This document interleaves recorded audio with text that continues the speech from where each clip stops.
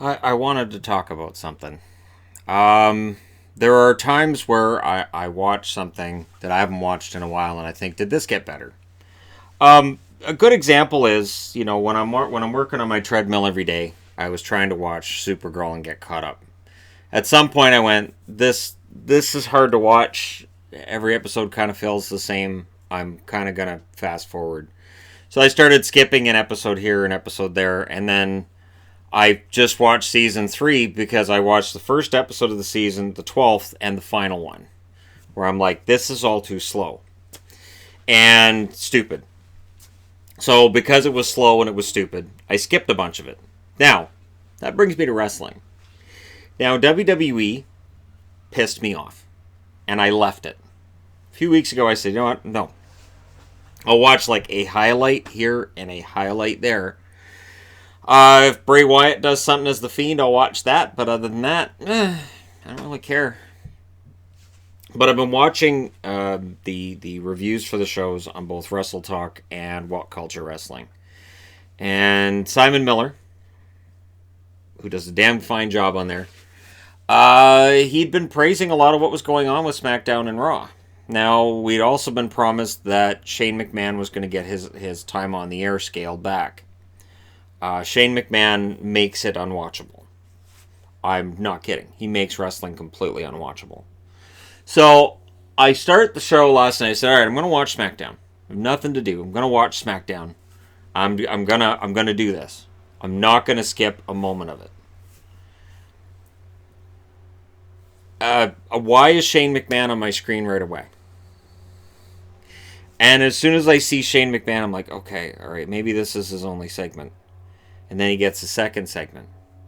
And then he ends up with a third. And a fourth. And he's talked about through the whole thing. So I started skipping segments. I got to the point where I'm like, you know what? I'm done.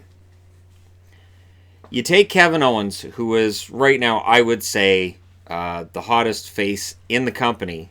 I would say he's above Seth Rollins right now. I think Seth Rollins is still shaking off the cobwebs after looking like a chump against Brock Lesnar for ages. So while he's got this weird thing with Braun Strowman and they're the tag champs because the belts are just nothing, doesn't matter. The lack of respect for the tag division is sad, and it continues. But what they're doing with Kevin Owens is bewildering.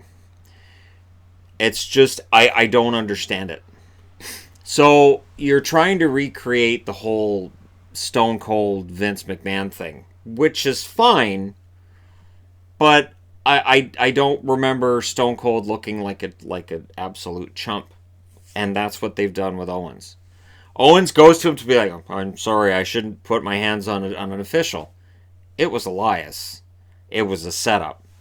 And what he should be saying is, it was a damn setup, you mealy mouth SOB, and I've had enough of your crap, and he should be giving him a stunner. And every time that he threatens to increase the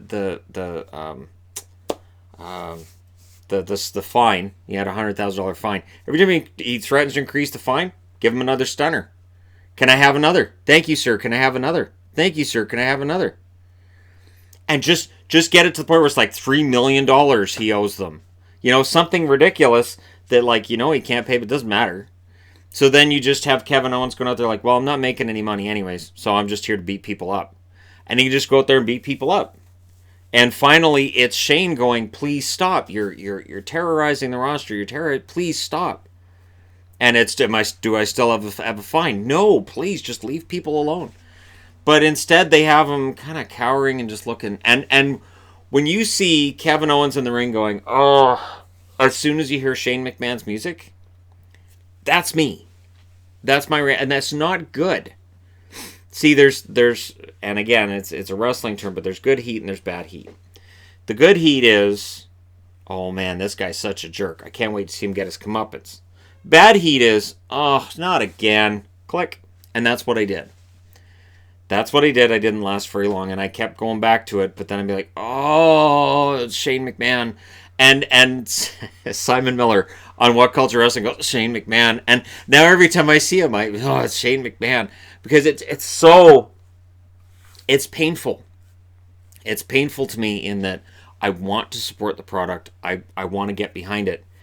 And this mixed with the fact that, so you've got Raw on Mondays. You've got SmackDown's moving to Fridays. Now NXT is going to be live on Wednesdays. And it's going to be 2 hours and it's going to be live.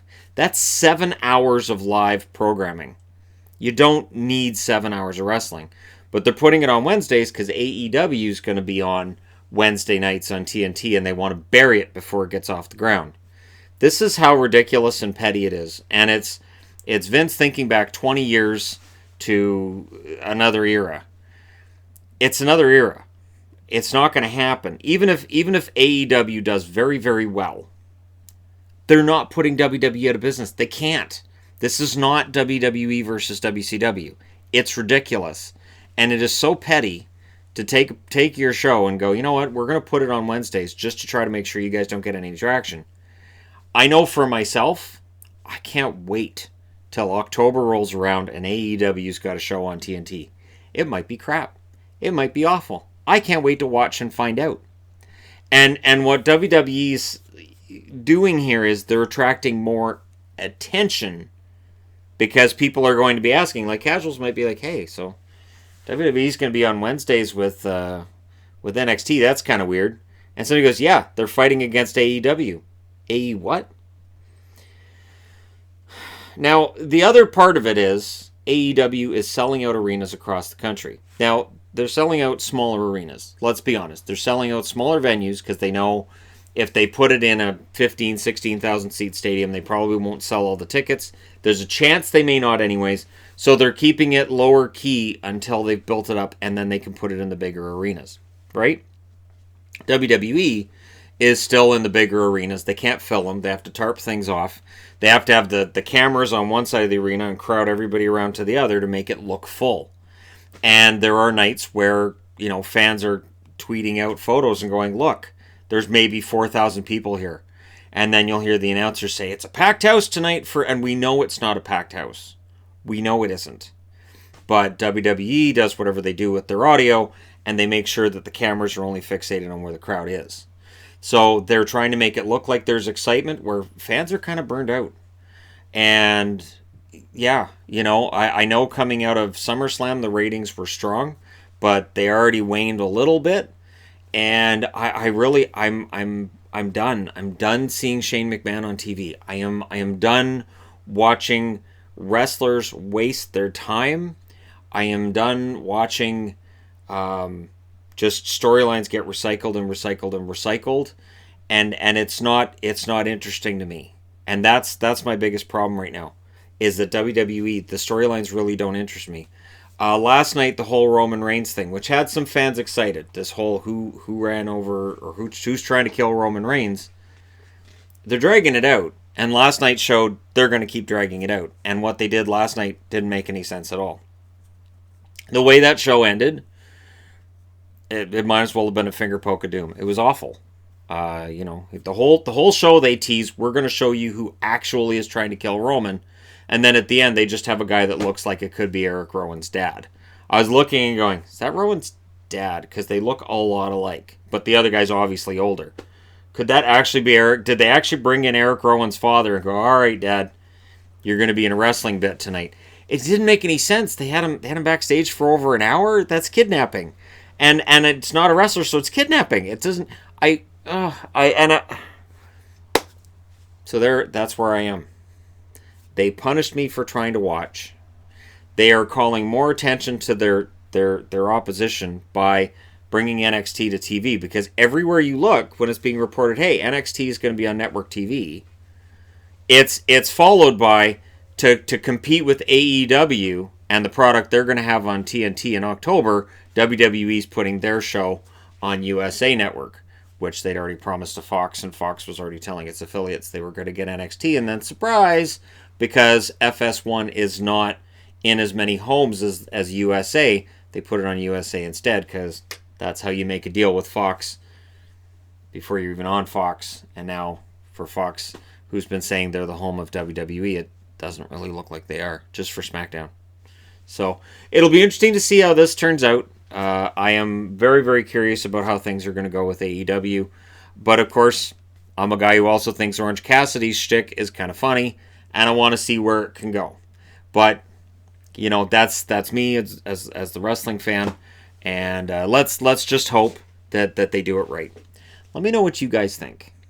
If you've been able to stick around with SmackDown and Raw, how do you feel about the weekly product? And are you excited for NXT, or are you like me and you go, oh goody, this way it'll be a third brand, and they'll just turn it into another Raw and another SmackDown, and it just won't matter. They'll move it out of Full Sail, and it'll be all over. And does this mean that like they'll move that out of Full Sail and make it its own brand and move something else into Full Sail? Because you need to have a developmental territory. You have to have developmental.